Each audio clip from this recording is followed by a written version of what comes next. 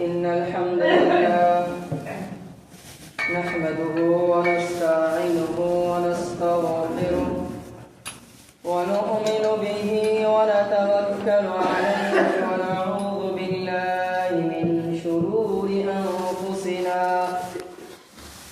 ومن سيئات أعمالنا من يهده الله فلا مضل له ومن يضلله فلا هادي له وأشهد أن لا إله إلا الله وحده لا شريك له وأشهد أن محمدا عبده ورسوله وأرسله بالحق بشيرا ونذيرا وداعيا إلى الله بإذنه وسراجا منيرا أما بعد فإن خير الحديث كتاب الله وخير الهدي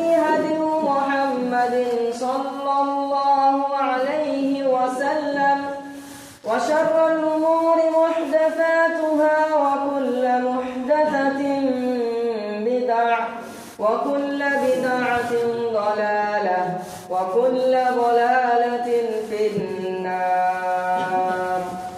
أعوذ بالله من الشيطان الرجيم. بسم الله الرحمن الرحيم. يا أيها الذين آمنوا اتقوا الله حق تقاته ولا تموتن إلا وأنتم مسلمون. وقال سبحانه وتعالى يا أيها الناس اتقوا ربكم الذي خلقكم من نفس واحدة وخلق منها زوجها وبث منهما رجالا كثيرا ونساء واتقوا الله الذي تساءلون به والأرحام إن الله كان عليكم رقيبا. يا أيها الذين آمنوا اتقوا الله وقولوا قولا سديدا يصلح لكم أعمالكم ويغفر لكم ذنوبكم ومن يطع الله ورسوله فقد فاز فوزا عظيما. بسم الله الرحمن الرحيم. قاف والقرآن المجيد بل عجبوا أن جاءهم منذر منهم فقال الكافرون هذا شيء عجيب أإذا متنا وكنا ترابا ذلك رجع بعيد. وقال سبحانه وتعالى إن الذين تحبون أن تشيع الفاحشة في الذين آمنوا لهم عذاب أليم في الدنيا والآخرة. وقال سبحانه وتعالى إن الله يأمركم بالعدل والإحسان وإيتاء ذي القربى وينهى عن الفحشاء والمنكر والبغي يعظكم لعلكم تذكرون. وقال النبي صلى الله عليه وسلم الإيمان بضع وسبعون شعبة. قال النبي صلى الله عليه وسلم إن الحياة لأتي بالخير. সমস্ত প্রশংসা সমস্ত গুণগান গুণকীর্তন সেই মহান পাক রব্বুল আলামিনের জন্য যে মহান পাক রব্বুল আলামিন আমাদেরকে আজ এই জুমার দিনে জুমার সালাত আদায় করার জন্য এবং কিছু কোরআন এবং হাদিসের কথা শোনার জন্য মসজিদে আসার তৌফিক দিয়েছেন। প্রশংসা সেই মহান রবের, যে রব আমাদেরকে দুনিয়ার বুকে আশরাফুল মাখলুকাত করে সৃষ্টি করেছেন। তাই আমরা সকলেই সেই রবের প্রশংসা করে থাকি, সকল বলি আলহামদুলিল্লাহ। দরুদ শান্তি বর্ষিত হোক আমার আপনার সকলের প্রিয় নবী হযরত মুহাম্মদ সাল্লাল্লাহু আলাইহি ওয়াসাল্লামের উপর, যিনার ত্যাগ ও তিতিক্ষার পরিবর্তে আমরা এই ধর্ম, এই দ্বীন ইসলাম পেয়েছি। সেই মহামানবের প্রতি লাখো লাখো দরুদ ও শান্তি দ্বারা বর্ষিত হোক, তিনার সাহাবাবর্গদের প্রতি, তিনার পরিবার পরিজনের প্রতি। সকলে বলি আল্লাহুম্মা আমিন, আল্লাহুম্মা সাল্লি আলাইহি, আল্লাহুম্মা বারিক আলাইহি। সম্মানিত জুমার মুসল্লিবৃন্দ, আজ আমি আপনাদের সম্মুখে যে বিষয় নিয়ে উপস্থিত হয়েছি সেটি হলো লজ্জা এবং বেহায়াই, অশ্লীলতা, বেহায়াপনার পরিণতি। ভালো করে বুঝবেন আমার বিষয়টা। আমি যে বিষয় নিয়ে উপস্থিত হয়েছি সেটি হলো লজ্জা এবং বেহায়া, অশ্লীলতা এর পরিণতি। ইসলাম তো ভাইরা, আমরা দুনিয়ার বুকে সব থেকে শ্রেষ্ঠ ধর্মের মানুষ।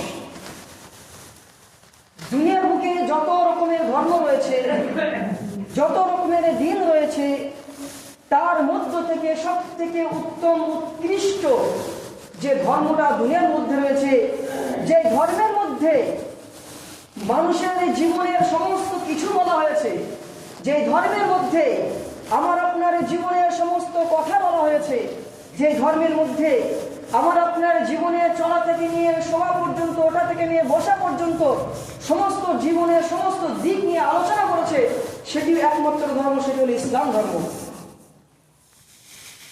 সেটি হল ইসলাম ধর্ম। কারণ ইসলাম ধর্ম যখন দুনিয়ার বুকে ছিল না, তখনকার যদি ইতিহাস করে আমরা বুঝতে পারবো, তখনকার ইতিহাস যদি আমরা পড়ে বুঝতে পারবো যে মক্কার বুকে সারা বিশ্বের মধ্যে মানুষ কিভাবে অন্যায়, অত্যাচার, জুলুম আরো কত রকমের পাপ মানুষ করত।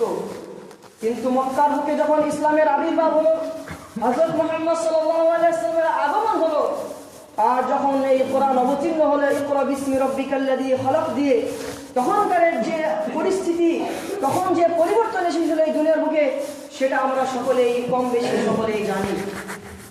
ইসলাম ভাইরা, এই দুনিয়ার বুকে বসবাস করতে হলে আমাকে আপনাকে যেটা করতে হবে, যদি সত্যিকারে আমরা ইসলাম ধর্মের অনুসারী হয়ে থাকি, যদি সত্যিকারে আমরা আল্লাহকে মেনে থাকি, যে সত্যিকারে রাসূলুল্লাহ সাল্লাল্লাহু আলাইহি ওয়াসাল্লামের মতে হয়ে থাকি, তাহলে কিন্তু আমাদেরকে ইসলাম ধর্মের পরিপূর্ণভাবে, ইসলাম ধর্ম আমাদেরকে যে যে আদেশ করেছে সমস্ত আদেশকে আমাদেরকে মানতে বাধ্য হতে হবে।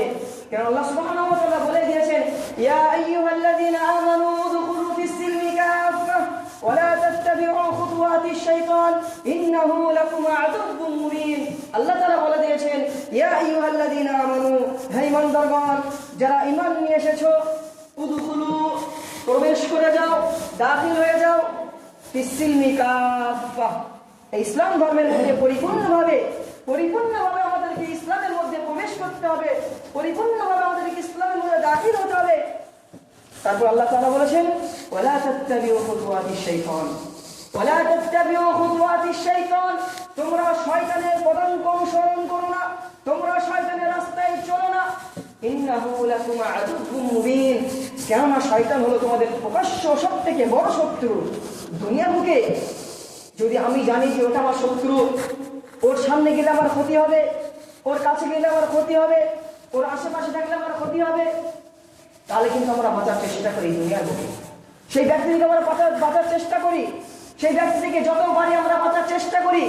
কিন্তু এতটা জানার পরেও যে শয়তান আমাদের সব থেকে বড় শত্রু, শয়তান আমাদের জীবনে সব থেকে বড় শত্রু, যে শয়তান কোনোদিনই চায় না যে আমি একজন ভালো মানুষ হই, যে শয়তান কোনোদিন চায় না একজন আমি আদর্শবান ব্যক্তি হই, যে শয়তান কোনোদিনই চায় না আমি পিতামাতার আদর্শবান সন্তান হই, যে শয়তান কোনোদিনই চায় না আমি জান্নাতে যাই, সেই শয়তান কোনোদিনই চায় না আমি একজন উম্মতে মুহাম্মাদের অনুসারী হই, কোনোদিনই চায় না। সেই শয়তানের অনুসারী কিন্তু আজ আমার হয়ে যাচ্ছে। এত কিছু জানার পরেও, এত কিছু বোঝার পরেও, এত জানার পরে বোঝার পরে যদি আমরা শয়তানের পদাঙ্ক অনুসরণ করি, শয়তানের কথা মতো চলি, তাহলে আযাব রয়েছে, এটা আমরা সকলে সেটাও জানি যে আল্লাহ তাআলা আমাদের জন্য জান্নাত এবং জাহান্নাম সৃষ্টি করে রেখেছে। যদি আমরা শয়তানের প্রধানকে অনুসরণ করি, শয়তানের অনুগত করি, শয়তানের অনুসরণ করি, অবশ্যই আমাদের ঠিকানা জাহান্নাম হবে। আর যদি আমরা রাসূলুল্লাহ সাল্লাল্লাহু আলাইহি ওয়াসাল্লাম অনুসরণ করি, তিনার কথা অনুযায়ী দুনিয়ার বুকে চলাফেরা করি, আল্লাহ তাআলার বিধানকে মেনে চলি, অবশ্যই আমাদের ঠিকানা কিন্তু জান্নাত হবে। ইসলামে যত রকমের বিধান আহকাম রয়েছে, যত রকমের আহকাম রয়েছে, যত রকমের বিধান রয়েছে, তার মধ্যে একটি হলো লজ্জা। লজ্জা যেটা প্রত্যেক ব্যক্তির মধ্যে থাকা অপরিহার্য। যদি আমার আপনার মধ্যে লজ্জা না থাকে, যদি আমার আপনার মধ্যে লজ্জা না থাকে, আমার আপনার মধ্যে কোনোদিন ঈমান থাকবে না। কেন? ঈমান এবং লজ্জা দুটো একই। আল্লাহ সাল্লাল্লাহু আলাইহি ওয়াসাল্লাম বলেছেন, ওয়াল হায়া ওয়াল ঈমানু কারিনা, দুজন বন্ধু, দুজন সঙ্গী। ঈমান এবং লজ্জা মানুষের মধ্যে দুজন সঙ্গী। দুইজনের মধ্যে একজন যদি আমার অন্তর থেকে বিচ্ছিন্ন হয়ে যায়, যদি ঈমান বিচ্ছিন্ন হয়ে যায়, আমার মধ্যে লজ্জা থাকবে না। আর যদি লজ্জা বিচ্ছিন্ন হয়ে যায়, আমার আপনার মধ্যে আর ঈমান থাকবে না। রাসূলুল্লাহ সাল্লাল্লাহু আলাইহি ওয়াসাল্লাম বলেছেন, যেই ব্যক্তির মধ্যে লজ্জা নেই, যেই ব্যক্তির মধ্যে হায়া নেই, সেই ব্যক্তি দুনিয়ার সমস্ত রকম অপকর্ম করতে পারবে, সমস্ত রকম পাপে সে লিপ্ত হতে পারবে।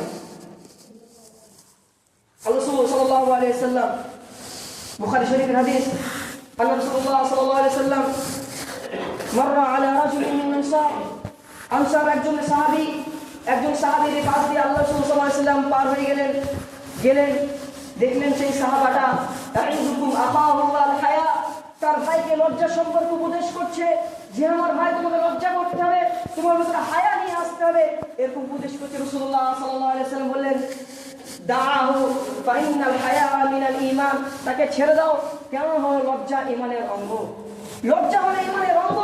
যদি আমাদের মধ্যে লজ্জা থাকে, আমাদের মধ্যে ঈমান থাকবে, এটাই স্বাভাবিক, এটাই বাস্তব। যদি আমাদের মধ্যে লজ্জা না থাকে, আমাদের মধ্যে ঈমান থাকবে না, আমাদের মধ্যে ঈমান থাকবে না। লজ্জাটা কি জিনিস? লজ্জাটা কি? আর লজ্জা আমরা এটাই জানি যে বিয়ের সময় মুখে কাপড় দিয়ে যে ছেলেরা, সেই লজ্জা করতে বেশি হয়।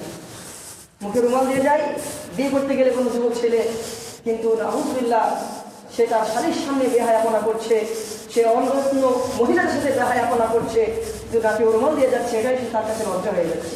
এটা লজ্জা নয়, লজ্জার ডেফিনেশন এটা নয়। লজ্জা হলো ওটাই, ইসলামের যত রকমের বিধান রয়েছে, আল্লাহ তাআলার আহকাম এবং আল্লাহ তাআলার আদেশকে মেনে, রাসূলুল্লাহ সাল্লাল্লাহু আলাইহি ওয়াসাল্লামের আদেশকে অনুসরণ করে চলার নাম হলো লজ্জা। লজ্জা ওটাই যেটা নিষেধ করছে আল্লাহ সুবহানাহু ওয়া তাআলা। ওটা থেকে যদি আমি বিরত থাকি, তাহলে জানতাম আমার কাছে লজ্জা রয়েছে। রাসূলুল্লাহ সাল্লাল্লাহু আলাইহি ওয়াসাল্লামের আদেশকে যদি আমি মানতে পারি, তাহলে জানতাম আমার মধ্যে লজ্জা রয়েছে। যদি আমি রাসূলুল্লাহ সাল্লাল্লাহু আলাইহি ওয়াসাল্লামের আদেশকে মানলাম না, তার বিধানকে মানলাম না, আল্লাহ তাআলার আহকামকে মানলাম না, তার মানে জানতাম আমাদের লজ্জাও নেই, আমার মধ্যে ঈমানও নেই। লজ্জা এবং ঈমান দুই বন্ধু। যদি আমার আপনার মধ্যে লজ্জা থাকে, অবশ্যই আমার মধ্যে ঈমান থাকবে। যদি লজ্জা না থাকে, আমার মধ্যে ঈমান থাকবে না। আজ বড় দুঃখের বিষয়, আজকের দিনটা যুবকদের কাছে অত্যন্ত প্রিয় দিন। যারা যুবক রয়েছে তারা জানে আজকের দিনটাকে ভ্যালেন্টাইন্স ডে বলা হয়, বেহায়াপনার দিন বলা হয়। আজ আমাদের সমাজ, আমাদের বোন, আমাদের মা, আমাদের সন্তানরা এইসব বেহায়াপনার দিকে এত ছুটে যাচ্ছে, এত দৌড়ে চলে যাচ্ছে যে আমরা তাদেরকে ঠেকাতে পারছি না, তাদেরকে আটকাতে পারছি না, তাদেরকে বাধা দিতে পারছি না, তাদেরকে নিষেধ করতে পারছি না। নিজের সন্তান হয়ে তার সন্তানকে দেখছি যে সে একজন বেহায়া, একজন মহিলার সাথে, একজন পর পুরুষের সাথে আমার মেয়ে ঘুরে বেড়াচ্ছে, আমার ছেলে একজন অন্য মহিলার সাথে ঘুরে বেড়াচ্ছে। দেখার পরে কিন্তু আমি বলতে পারছি না, দেখার পরে আমি বলতে পারছি না। তার মানে কি? আমাদের মধ্যে লজ্জাও শেষ হয়ে গেছে, আমাদের মধ্যে ঈমানও শেষ হয়ে গেছে। লজ্জাও শেষ হয়ে গেছে আমাদের মধ্যে থেকে, আমাদের মধ্যে ঈমানও শেষ হয়ে গেছে। ইসলাম আল্লাহ তাআলা যে দিন, যে ধর্ম পাঠিয়েছেন, অতীব সুন্দর ধর্ম, অতীব চমৎকার ধর্ম, অতীব মিষ্টি ধর্ম। যে ধর্মের অনুসারে যদি আমরা হয়ে যাই, দুনিয়ার কোনো শক্তি আমাদেরকে পরাজিত করতে পারবে না, দুনিয়ার কোনো ক্ষমতা আমাদেরকে আটকাতে পারবে না, সমুদ্রের যত রকমের ঢেউ আসুক না কেন আমাদেরকে ঠেকাতে পারবে না, যদি তুফান চলে আসে তুমি আমাদেরকে ঠেকাতে পারবে না। যদি আমরা পরিপূর্ণভাবে ইসলামের অনুসরণ করতে পারি, পরিপূর্ণভাবে ইসলামকে মেনে নিতে পারি, আমরা সেই মুহাম্মদ সাল্লাল্লাহু আলাইহি ওয়াসাল্লামের উম্মত, যে মুহাম্মদ সাল্লাল্লাহু আলাইহি ওয়াসাল্লাম সম্পর্কে বলা হয়েছে যে আল্লাহ সাল্লাল্লাহু আলাইহি ওয়াসাল্লাম কুমারী মহিলা অর্থাৎ অবিবাহিত মহিলা থেকে বেশি লজ্জাবতী ছিলেন। আমরা সেই ধর্মের মানুষ, আমরা সেই সাহাবাদের সঙ্গী, যেসব সাহাবারা যে উদাহরণ আল্লাহ সুবহানাহু ওয়া তাআলা আসমান থেকে ঘোষণা করে বলেছেন, যেসব সাহাবাদের সম্পর্কে আল্লাহ সুবহানাহু ওয়া তাআলা আসমান থেকে ঘোষণা করে বলেছেন রাদিয়াল্লাহু আনহুম ওয়া রাদু আনহু, যে তাদের উপর আল্লাহ তাআলা সন্তুষ্ট হয়ে গেছে, তারা আল্লাহ তাআলাকে সন্তুষ্ট করে দিয়েছে। সেই সব সাহাবাদের উম্মত, সেই সব সাহাবাদের সঙ্গী হওয়ার পরেও, সেই সব নবীদের উম্মতে হওয়ার পরেও আজ আমাদের মধ্যে হায়া নেই, লজ্জা নেই। আজ আমরা বেহায়াপনে এত ডুবে গেছি, আজ আমরা বেহায়াপনে এত মগ্ন হয়ে গেছি যে আমাদের কাছে লজ্জা বলে যে জিনিসটা সেটা আজ হারিয়ে গেছে। লজ্জা করতে হবে, আল্লাহর বিধানকে মানতে হবে, যত রকমের খারাপ কাজ রয়েছে তা থেকে বাঁচার চেষ্টা করতে হবে। কেন আল্লাহ সুবহানাহু ওয়া তাআলা আমাদেরকে যে আদেশ দিয়েছেন সূরা নাহলের 90 নম্বর আয়াতের মধ্যে আল্লাহ তাআলা বলেছেন, ইন্নাল্লাহা ইয়া'মুরু বিল আদলি ওয়াল ইহসান ওয়া ইতা'i যিল কুরবা। আল্লাহ তাআলা আমাদেরকে আদেশ দিয়েছেন কিসের? সদাচারের, ভালো কর্মের, আত্মীয়দেরকে দানের। আমার যদি কোনো গরিব আত্মীয় থাকে তাকে দান করার আল্লাহ তাআলা আদেশ দিয়েছেন। ওয়া ইয়ানহা আনিল ফাহশা, আল্লাহ তাআলা অশ্লীল কাজ থেকে আমাদেরকে বিরত থাকতে বলেছেন, বেহায়া কাজ থেকে আমাদেরকে বিরত থাকতে বলেছেন, লজ্জার কাজ থেকে অর্থাৎ অশ্লীল কাজ থেকে আমাদেরকে দূরে থাকতে বলেছেন। ওয়াল মুনকার, এবং অপছন্দনীয় কাজ থেকে, ওয়াল যার, এবং আল্লাহ তাআলার নাফরমানি করা থেকে। ইয়াইযুকুম লাআল্লাকুম তাযাক্কারুন, আল্লাহ তাআলা আমাদেরকে উপদেশ করছেন, আল্লাহ তাআলা আমাদেরকে নসিহত করছেন যাতে করে আমরা উপদেশ গ্রহণ করতে পারি। কিন্তু আফসোস, এত কিছু শোনার পরেও, এত কিছু জানার পরেও আজ আমরা আল্লাহ তাআলার বিধানকে মানতে পারছি না, আল্লাহ তাআলার আদেশকে আমরা মানতে পারছি না। আজ আমরা রাসূলুল্লাহ সাল্লাল্লাহু আলাইহি ওয়াসাল্লামের আদেশকে আমরা মানতে পারছি না। ইসলাম দল দাব্বা জওয়ারা আল্লাহ সুবহানাহু ওয়া তাআলা অন্যত্রে বলেছেন, ইন্নাল্লাযীনা তুহিব্বুনা আন তাশিআল ফাহিশাতা ফিল্লাযীনা আমানু, ওই সে ব্যক্তিরা যারা এটা পছন্দ করে যে মুমিনদের মধ্যে অশ্লীল কাজকে ছড়িয়ে দেওয়া, যারা মুমিনদের মধ্যে অশ্লীল কাজকে, বেহায়া কাজকে ছড়িয়ে দেওয়া পছন্দ করে, লাহুম আযাবুন আলীম, তাদের জন্য যন্ত্রণাদায়ক শাস্তি রয়েছে, তাদের জন্য কঠিন শাস্তি রয়েছে। ফিদ দুনিয়া ওয়াল আখিরাহ, দুনিয়াতেও রয়েছে, পরকালেও রয়েছে। অনেক যুবক ভাই রয়েছে, অনেক যুবক রয়েছে, তাদের সঙ্গী সাথীদেরকে তারা বেহায়ার আদেশ দেয়, অশ্লীল কাজের আদেশ দেয়, খারাপ কাজ করার জন্য বলে, তারা নিজেও করে, তাদের সঙ্গী সাথী যারা আসে, তাদের সঙ্গে যারাই থাকে তাদেরকেও খারাপ কাজ করার আদেশ দেয়। নেশা কিভাবে হয়? একজন যুবক ছেলে, একজন ছেলে নেশা কিভাবে করে? তার সঙ্গী সাথীর কারণে করে। একজন যুবক ছেলে মহিলাকে আসক্ত কিভাবে হয়? তার সঙ্গী সাথীর কারণে হয়। একজন ছেলে বেহায়ার কাজ কিভাবে করে? তার সঙ্গী সাথীর কারণে করে। তো এইসব ব্যক্তিরা যারা সঙ্গী সাথীদেরকে বেহায়া কাজে, অশ্লীল কাজে সাহায্য করছে, আল্লাহ তাআলা তাদের জন্য যন্ত্রণাদায়ক কঠিন শাস্তি রেখে দিয়েছেন দুনিয়াতে, এবং পরকালে এরা লাঞ্ছিত হবে, অপমানিত হবে, এরা অপদস্থ হবে, অপমানিত হবে। কেউ ঠেকাতে পারবে না, কেউ ঠেকাতে পারবে না। যদি আপনি কোনো পাপ কাজ শুরু করে দিই, কোনো পাপ কাজের সূচনা করে দিই, কোনো অশ্লীল কাজের সূচনা করে দিই, তাহলে সেই অশ্লীল কাজের হাত পাপ যতদিন সে করবে, সে যাকে করাবে, আবার সে যাকে করাবে, কিয়ামত পর্যন্ত সে যতজনকে করাবে, এইভাবে সিলসিলা যতদিন চলবে ততদিন আপনার খাতায় সেই পাপ লিখতে আল্লাহ তাআলা ফেরেশতা লিখতে থাকবে। বেহায়া এত খারাপ জিনিস, এত নিকৃষ্ট জিনিস, এত ভয়াবহ জিনিস, যেটা আমাকে ধ্বংস করে দেবে, আপনাকে ধ্বংস করে দেবে, পুরো সমাজকে পর্যন্ত ধ্বংস করে দেবে। আজ আমাদের সমাজে প্রয়োজন আছে যুবকদেরকে উপদেশ করা। হে যুবক, তোমরা শয়তানের রাস্তায় যেও না। হে যুবক, তোমরা শয়তানের রাস্তায় পা দিও না। হে যুবক, তোমরা আল্লাহর রাস্তা থেকে হারিয়ে যেও না। হে যুবক, তোমাদেরকে একদিনকে মরতে হবে, সকলকে মরতে হবে। কুল্লু নাফসিন যায়িকাতুল মউত, মরণ অবধারিত, প্রত্যেককেই মরতে হবে। যারই নাফস রয়েছে, যারই জান রয়েছে, সকলকে দুনিয়া থেকে বিদায় নিতে হবে।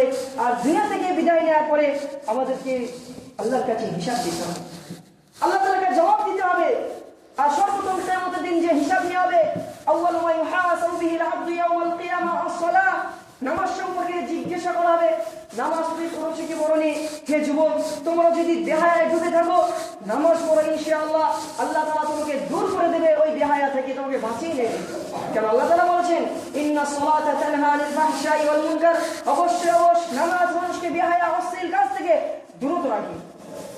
আজ আমাদের মধ্যে যে অশ্লীল কাজ রয়েছে, যে বেহায়া কাজ রয়েছে, লজ্জার বিরোধিতা যে কাজ রয়েছে, এই কাজ যদি আমরা দূর করতে হয়, আমাদের কিন্তু নামাজের দিকে আগিয়ে আসতে হবে, নামাজ পড়তে হবে, নামাজে আমাদেরকে আগিয়ে আসতে হবে, নামাজের পাবন্দি হতে হবে, সালাত আমাদেরকে আদায় করতে হবে। এই দুনিয়ার বুকে আমরা এসেছি একটাই উদ্দেশ্য নিয়ে, আল্লাহ তাআলার ইবাদত, আল্লাহ তাআলার অনুসরণ, আল্লাহ তাআলার গোলামি করার জন্য নাকি শয়তানের গোলামি করার জন্য। কিন্তু দুঃখের বিষয়, আজ আমাদের জীবনটা শয়তানের গোলামিতে কাটিয়ে যাচ্ছে, শয়তানের পদাঙ্ক অনুসরণে আমাদের জীবনটা কাটিয়ে দিচ্ছি। আজ আমরা ভুলে গেছি যে আমাদেরকে মরতে হবে, আমরা ভুলে গেছি আল্লাহর সামনে উপস্থিত হতে হবে, আমরা ভুলে গেছি আমাদের জন্য জান্নাত এবং জাহান্নাম আল্লাহ তাআলা সৃষ্টি করে রেখেছে। এই সব কিছু আমরা ভুলে গেছি, সব কিছু আমরা ভুলে গেছি। ইসলাম ধর্মের মধ্যে বড় বড় ব্যক্তিরা, বড় বড় সাহাবারা, তিনারা মিসাল ছিলেন, উদাহরণ ছিলেন আমাদের জন্য, যিনাদের উদাহরণ এখনো পর্যন্ত দুনিয়ার বুকে রয়েছে। তিনারা কত লজ্জাশীল ছিলেন, কত সরল ছিলেন, কত সহজ ছিলেন, কিন্তু যখন কোনো শত্রু তাদের সামনে আসতো, তারা কিন্তু তাদের সামনে টিকতে পারত না। ইউসুফ আলাইহিস সালাতু ওয়াস সালামের ঘটনা আমরা বুঝতে পারবো যে ইউসুফ আলাইহিস সালাতু ওয়াস সালামকে যখন সেই সময়কালে বাদশার স্ত্রী, রাজার স্ত্রী যখন তিনাকে দাওয়াত দিলেন অশ্লীল কাজের জন্য, বেহায়ার কাজের জন্য, তিনি যে উদাহরণ দিয়েছিলেন, সে যুবক, সেই উদাহরণ আমাদেরকে আঁকড়ে ধরা দরকার আছে, সেই উদাহরণ আমাদের অন্তরে গাঁথা দরকার আছে, সেই মোতাবেক আমাদের চলার দরকার আছে। তিনি বলছেন, ইন্নী আখাফুল্লাহ, আমি আল্লাহকে ভয় করি। আজ আমাদের মধ্যে কতজন যুবক এই অশ্লীল কাজে লিপ্ত থাকার পরেও এই কথাটা বলে ওই অশ্লীল কাজ থেকে বাহির হয়ে আসতে পারবে? কতজন যুবক পারবে এর মধ্যে থেকে বাহির হয়ে আসতে, যেটা বলে ইন্নী আখাফুল্লাহ, আমি আল্লাহকে ভয় করি, আমি আল্লাহকে ভয় করি, সেই রবকে ভয় করি, যে রব আমার সমস্ত রকম খেয়াল করছে, যে রব আমার দিকে লক্ষ্য রেখে আছে, যে রব আমাকে দেখছে, যে রব আমাকে শুনছে, যে রব আমাকে মৃত্যু দেবে, যে রব আমাকে জীবন দিয়েছে, সেই রবকে আমি ভয় করি। ইন্নী আখাফুল্লাহ, এই বলে সে এমন যুবক রয়েছে যে এই কাজ থেকে বাহির হয়ে আসতে পারবে, এই বেহায়ার কাজ থেকে, অশ্লীল কাজ থেকে। নিজের ভেতরে গিয়ে নিজেকে লজ্জার উদাহরণ বানিয়ে নিতে পারবে এমন যুবক যদি থাকে, আলহামদুলিল্লাহ। অবশ্যই এই খুতবা শোনার পরে যদি কেউ এই অশ্লীল কাজে জড়িত থেকে থাকো, অবশ্যই তোমরা বাহির হয়ে এসো, তোমরা আল্লাহর দিকে ফিরে এসো, সফলতা তোমাদের পায়ে চুমু খাবে ইনশাআল্লাহ। আজ আমরা আস্তে আস্তে আমরা বেহায়াতে চলে যাচ্ছি, বেহায়াতে আমরা কিছু মনে করছি না। আজ আমাদের মা বোনদেরকে আমরা বেহায়া রাস্তায় ছেড়ে দিয়েছি। আল্লাহ তাআলা আমাদেরকে ক্ষমা করুক। আমার কথা আপনারা দুঃখ নেবেন না যে সত্যি মুসলিম সমাজে অবস্থা এত খারাপ হয়ে গেছে, জঘন্য হয়ে গেছে। আজ আমাদের মা বোনদের দিকে বাজার করাতে আমরা দ্বিধাবোধ করছি না, আমাদের মা বোনদেরকে দিয়ে বাজার করাতে আমরা দ্বিধাবোধ করছি না। আমাদের হায়া আজ এত নিচে চলে গেছে, আমাদের হায়া, আমাদের লজ্জা এত নিচে চলে গেছে যে আমাদের মা বোনদেরকে দিয়ে আমরা বাজার করাতে, পরপুরুষের সাথে কেনাকাটা করতে আমরা আজ দ্বিধাবোধ করছি না। কোথায় গেছে সেই মুসলমান? কোথায় গেছে সেই মুসলমান? যে মুসলমান মহিলার গায়ে মাত্র হাত দেওয়ার কারণে একজন সাহাবা একজন ইহুদিকে হত্যা করে দিয়েছিল। আর সেই যুবক রয়েছে, এখনকার যুবকরাই তো আমরা তো পরের মেয়েকে নিয়ে, পরের স্ত্রীকে নিয়ে আমরা টানাটানি করছি। আমার বোনকে, আমার স্ত্রীকে অন্য জন্য টানাটানি করবে, তার কি করবে? এটা হায়ার প্রয়োজন আছে, লজ্জার প্রয়োজন আছে।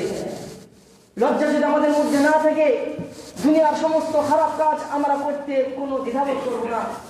নিজের স্ত্রীকে বিয়ে দিতে আমরা দ্বিধাবোধ করবো না, নিজের বোনকে বিয়ে দিতে আমরা দ্বিধাবোধ করবো না। যদি আমাদের মধ্যে লজ্জা না থাকে, আমাদের যদি হায়া না থাকে, ইসলাম ওই জন্য রাসূলুল্লাহ সাল্লাল্লাহু আলাইহি ওয়াসাল্লাম বলেছেন, আল-ঈমানু সাব'ু ওয়া সিত্তুনা শু'বা, ঈমানের 70টা বেশি শাখ রয়েছে। আল হায়াউ শু'বাতুম মিনাল ঈমান, লজ্জা হলো সেই 70টা শাখের মধ্যে একটি শাখ। যে গাছ যে আমরা দেখছি, গাছ সুন্দর, যদি গাছে ডালা পাল না থাকে, ডাল অথবা কিছু না থাকে, ডাল না থাকে, পাতা না থাকে, সেই গাছ মানায় না। তা ইমানে অনেক শাখ রয়েছে, ইমানে অনেক ভাগ রয়েছে, তার মধ্যে একটি হলো হায়া, লজ্জা। যদি আমার আপনার মধ্যে লজ্জা না থাকে, আমার আপনার মধ্যে হায়া না থাকে, তাহলে কিন্তু আমার মধ্যে ইমান থাকবে না। আর আমরা দুনিয়ার সমস্ত কাজ করতে আমরা কোনো দ্বিধাবোধ করবো না, সমস্ত খারাপ কাজ করতে আমাদের কাছে কিছু মনেই হবে না।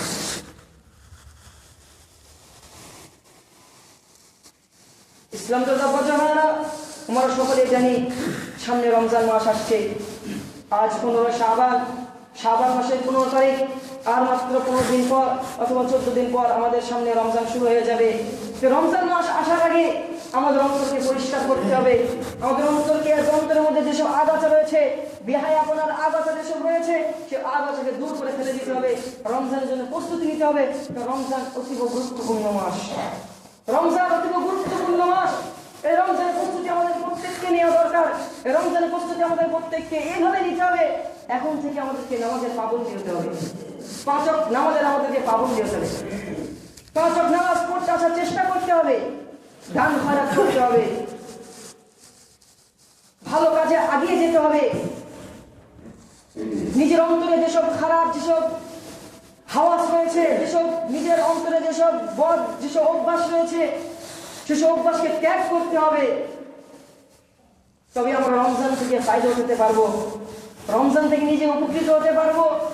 রমজানে যেসব ফজিলত রয়েছে, গুনাহ মিটিয়ে নেওয়ার যে মাস রয়েছে, নিজেকে জান্নাতি বানানোর যে মাস রয়েছে, নিজেকে পবিত্র করার যে মাস রয়েছে, সেই মাসে আমরা উপকৃত হতে পারবো, সেই মাসকে আমাদের কাজে লাগাতে পারবো। আর যদি আমরা এখন থেকে যদি প্রস্তুতি না নিই, আমরা এখন থেকে বেহায়া থেকে যদি বাঁচতে না পারি, আমরা এখন থেকে আমাদের মধ্যে লজ্জা না নিয়ে আসতে পারি, তাহলে কিন্তু আমরা কোনো উপকারে আসতে পারবে না। আমাদের রমজান, রমজান যেমন ভাবে আসছে, যেমন ভাবে এই মাস চলে যাচ্ছে, যেমন এইভাবে এই মাস চলে যাচ্ছে, 11 মাস যেভাবে চলে গেল, অমনিভাবে রমজান মাস আমাদের পার হয়ে যাবে, আমরা বুঝতেই পারবো না, আমরা জানতেই পারবো না যে রমজান মাস এসেছিল নাকি রমজান মাস আবার চলেও গেল।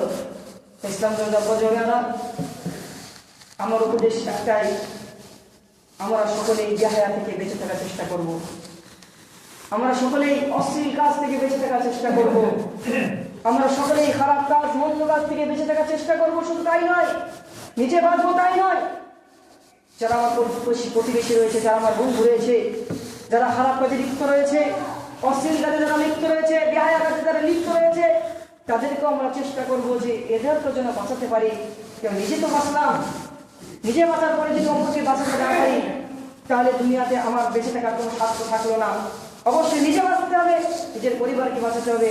হ্যাঁ, আল্লাহ তাআলার কাছে দোয়া করি আমি, আল্লাহ তাআলা যেন আমরা সকলেই হায়াকে, লজ্জাকে নিজের করে নিয়ে বেহায়াকে, অশ্লীল কাজকে, অশ্লীল কর্মকে যেন আমরা ধরে রাখতে পারি, সেই তৌফিক আল্লাহ তাআলা আমাদের সকলকে দিও। সকল বলি আল্লাহুম্মা আমিন। আল্লাহ তাআলা আমাদের বাড়ির মা এবং বোনদেরকে যেন আমরা পর্দাশীল করতে পারি, তাদের যেন পর্দা রাখতে পারি, তাদেরকে দিয়ে এমন কাজ যেন না করে যেটা আমার মধ্যে দায়ুসের গুণ চলে আসে। দায়ুস সকলে জানি, হয়তো দায়ুস কাদের বলা হয়। দায়ুস সম্পর্কে আল্লাহ সাল্লাল্লাহু আলাইহি ওয়াসাল্লাম বলেছেন, লা ইয়াদখুলুল জান্নাত দায়ুস, দায়ুস কোনোদিন জান্নাতে প্রবেশ করবে না। দায়ুস হলো ওই ব্যক্তি, যে ব্যক্তির স্ত্রী, বোন, খালা, ফুফু বেহায়া কাজ করে কিন্তু তার অন্তরে লাগে না, বেহায়া হয়ে ঘুরে বেড়াতে অন্তরে লাগে না, বেপরদা হয়ে ঘুরে বেড়াতে অন্তরে লাগে না, তার বোনের সাথে অন্য পুরুষ কথা বলে তার অন্তরে লাগে না, এমন ব্যক্তি দায়ুস। এমন ব্যক্তি দায়ুস। রাসূলুল্লাহ সাল্লাল্লাহু আলাইহি ওয়াসাল্লাম একজন যুবক ব্যক্তি আসলেন, একজন যুবক এসে রাসূলুল্লাহ সাল্লাল্লাহু আলাইহি ওয়াসাল্লামকে বললেন, হে আল্লাহ রাসূল সাল্লাল্লাহু আলাইহি ওয়াসাল্লাম, আমাকে জিনার আদেশ দেওয়া হোক, আমাকে জিনা করার হুকুম দেওয়া হোক। সাহাবারা রেগে গেলেন, সাহাবারা রাগান্বিত হয়ে গেলেন। রাসূলুল্লাহ সাল্লাল্লাহু আলাইহি ওয়াসাল্লাম রাগান্বিত হলেন না, তিনি ডাকলেন সেই যুবকের কাছে, যুবক উপদেশ করলেন, হে যুবক, তুমি কি চাও তোমার বোনের সাথে এই খারাপ কাজ কেউ করুক? সে বলল, দুনিয়ার কোনো ব্যক্তি চাই না যে তার বোনের সাথে অপর পুরুষ খারাপ কাজ করুক। তারপর রাসূলুল্লাহ সাল্লাল্লাহু আলাইহি ওয়াসাল্লাম বললেন, কি তুমি কি চাও তোমার মায়ের সাথে এই খারাপ কাজ করুক? সেই যুবক বললেন, দুনিয়ার কোনো মানুষই চায় না যে তার মায়ের সাথে কেউ খারাপ কাজ করুক। আবার রাসূলুল্লাহ সাল্লাল্লাহু আলাইহি ওয়াসাল্লাম বললেন, তুমি কি চাও তোমার খালার সাথে, তোমার বোনের সাথে এই কাজ করুক কোনো পুরুষ? সেটা দুনিয়ার কোনো ব্যক্তি চায় না, দুনিয়ার কোনো ব্যক্তি চায় না যে আমার খালা, আমার বোনের সাথে পর পুরুষ খারাপ কাজ করুক। আল্লাহ সাল্লাল্লাহু আলাইহি ওয়াসাল্লাম বললেন, তুমি কিভাবে চাও অন্যের বোনের সাথে, অন্যের মায়ের সাথে, অন্যের খালার সাথে, অন্যের বোনের সাথে তুমি খারাপ কাজ করবে? আল্লাহ রাসূল সাল্লাল্লাহু আলাইহি ওয়াসাল্লাম তাকে দোয়া করলেন, আল্লাহুম্মা তাহজিসনা কলবাহু, আল্লাহ তাআলা এর অন্তরকে পরিষ্কার করে দাও, এর ঈমানকে বৃদ্ধি করে দাও, এর গুনাহকে মোচন করে দাও, এর লজ্জাস্থানের হেফাজত করে তৌফিক দাও। আমাদেরকে সেভাবে দোয়া করতে হবে আল্লাহর কাছে, আমাদেরকে দোয়া করতে হবে, ইয়া মুকাল্লিবুল কুলুব সাব্বিত কলবি আলা দীনিক, হে অন্তরের পরিবর্তনকারী, আমার অন্তরকে দিনের উপরে অটল রাখো, আমার অন্তর যেন এদিক ওদিক মাইল না হয়, আমার অন্তর যেন এদিক ওদিক না যায়। এইভাবে আমাদেরকে দোয়া করতে হবে, এইভাবে আমাদেরকে আল্লাহর কাছে প্রার্থনা করতে হবে, আল্লাহর কাছে চাইতে হবে, আল্লাহর কাছে দোয়া করে আল্লাহ তাআলা যেন আমরা সকলেই অশ্লীল কাজ থেকে দূরে রেখে এবং নেকির কাজ যেন আগিয়ে যেতে পারে, সেই তৌফিক আল্লাহ তাআলা আমাদের সকলকে দেওয়া সকলকে আল্লাহুম্মা আমিন। আল্লাহুম্মা বাল্লিগনা রমাদান, হে আল্লাহ তাআলা আমাদের সকলকেই রমজান পর্যন্ত পৌঁছিয়ে দিও। অবশ্যই আপনারা সকলে দোয়া করবেন, আল্লাহুম্মা বাল্লিগনা রমাদান, আল্লাহুম্মা বাল্লিগনা রমাদান, হে আল্লাহ তাআলা আমাদের রমজান পর্যন্ত পৌঁছিয়ে দিও। কেন রমজান যে ফজিলত রয়েছে, রমজান যদি কোনো মানুষের পেয়ে যায়, যদি সে তার গুনাহকে মোচন করে নিতে পারে, সে অবশ্যই জান্নাতে যেতে পারবে। আল্লাহকে যে দোয়া করতে হবে সর্বসময় সর্বক্ষণ, কেন মরণ কখন কার হয় বলা যায় না, কে দুনিয়া থেকে বিদায় নেবে কখন বিদায় নেবে বলা যায় না, আমাদের মধ্যে থেকে কে কখন চলে যাবে দুনিয়া থেকে বলা যায় না। আল্লাহর কাছে দোয়া করতে আল্লাহ তাআলা যেন আমরা রমজানকে পেতে পারি, রমজানকে পেয়ে আমার গুনাহকে মোচন করতে পারি, আমার পাপকে মিটিয়ে নিতে পারি, তোমার জান্নাতের অধিকার হতে পারি। আল্লাহ তাআলা সেই তৌফিক আমাদের সকলকে দিও। সকলে বলি আল্লাহুম্মা আমিন। আল্লাহুম্মা সাল্লি আলা মুহাম্মাদ ওয়া আলা আলি মুহাম্মাদ কামা সাল্লাইতা আলা ইব্রাহিম ওয়া আলা আলি ইব্রাহিম ইন্নাকা হামিদুম মাজিদ। আল্লাহুম্মা বারিক আলা মুহাম্মাদ ওয়া আলা আলি মুহাম্মাদ কামা বারাকতা আলা ইব্রাহিম ওয়া আলা আলি ইব্রাহিম। ইন্নাল হামদুলিল্লাহ নাহমাদুহু ওয়া নাস্তাঈনুহু ওয়া নাস্তাগফিরুহ ওয়া নু'মিनु বিহি ওয়া নাতাওয়াক্কালু আলাইহি ونعوذ بالله من شرور أنفسنا ومن سيئات أعمالنا من يهده الله فلا مضل له ومن يضلله فلا هادي له وأشهد أن لا إله إلا الله وحده لا شريك له وأشهد أن محمدا عبده ورسوله أما بعد فإن خير الحديث كتاب الله وخير الهدي هدي محمد صلى الله عليه وسلم وشر الأمور محدثاتها وكل محدثة بدعة وكل بدعة ضلالة وكل ضلالة في النار. ربنا ظلمنا أنفسنا وإن لم تغفر لنا وترحمنا لنكونن من الخاسرين. ربنا آتنا في الدنيا حسنة وفي الآخرة حسنة وقنا عذاب النار. اللهم بلغنا رمضان، اللهم بلغنا رمضان، اللهم بلغنا رمضان. إن الله وملائكته يصلون على النبي يا أيها الذين آمنوا صلوا عليه وسلموا تسليما. اللهم صل على محمد وعلى آل محمد كما صليت على إبراهيم وعلى آل إبراهيم إنك حميد مجيد.